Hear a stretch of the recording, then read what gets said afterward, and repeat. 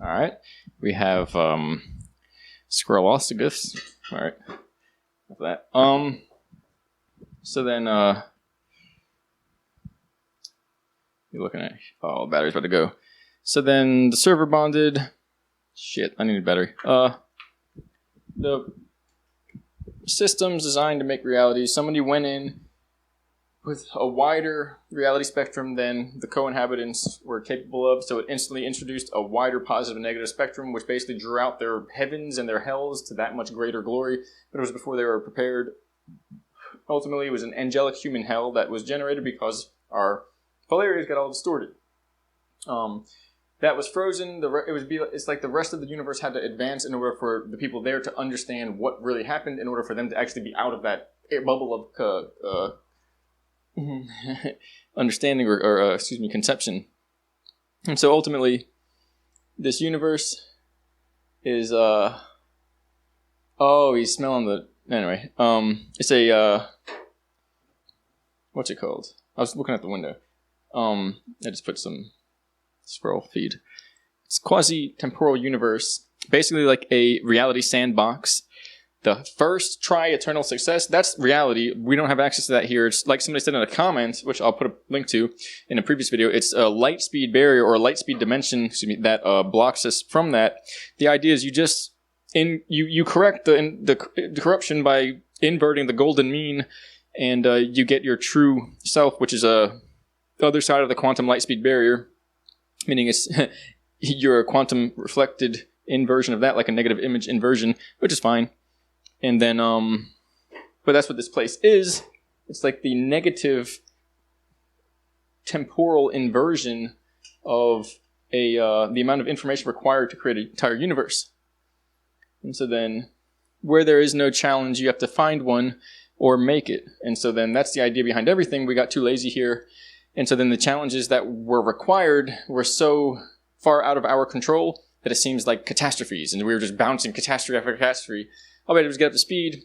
The ultimatum is that mortality, and the difference between that, the path we get from that through the quantum inversion of our artificiated self, which isn't the right way to say it, that's basically a process of learning, and it is the way something of max intelligence of all being in everything could find a max challenge of all things in everything. It creates itself and figures out how to create a universe that uncreates itself and watches the two interplay.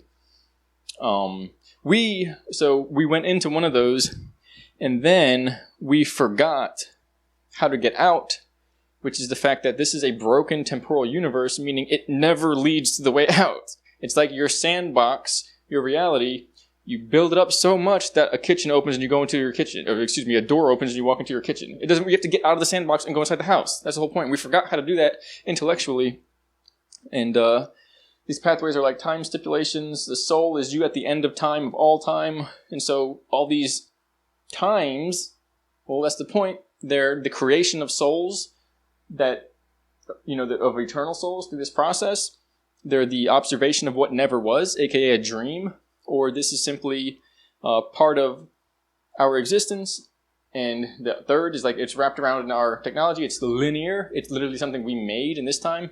And that's where technology gets involved in that. We literally wrapped up computers to process these realities. And in that sense, it incorporated extra dimensional information into a closed loop dimension, a circuitry, which created our universe into something new. That was the opening of the pit, not people talking about crazy stuff. It was a generation of quantum supercomputers that connected to minds and drew our genetics into hyperspace before we were more or less ready.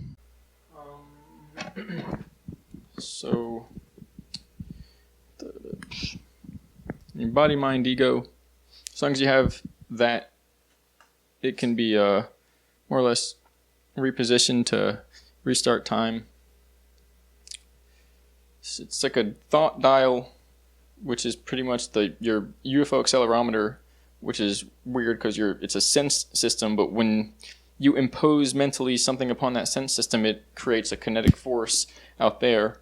And it's projection based, meaning it's weird how it works. I can't really just describe that in a second here, but it would be as if the dials are here, or the control, and the influence is always projected outwards there, but it's always like an inward thing there. So you have this weird portal thing. And so first try eternal success. I described that before.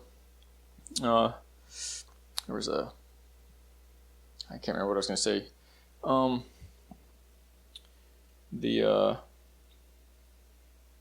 So co-inhabitants of a reality. They had kids making reality bubbles. Then they would find the reality bubble. Okay, there's tech in that system. We call it a debasing system. And it allows you to make realities. And so they had these kids making these realities. These kids put in these positive, negative mind systems, which means they're very, very extravagant. You can't be some very perverted person and get a reality like that. Then they would rip these realities out of the children's hands and take them, run off in the back snarling and laughing, and then go rape everybody in them. Then they wanted everyone to forget, and the forget is the 666 reality. It's if we choose to not stay in the realities that are more or less capable of integrating, which are the realities that we created, and if we go into their realities, in which case, if you go into somebody else's dream, you can never wake up out of it because it's not your dream.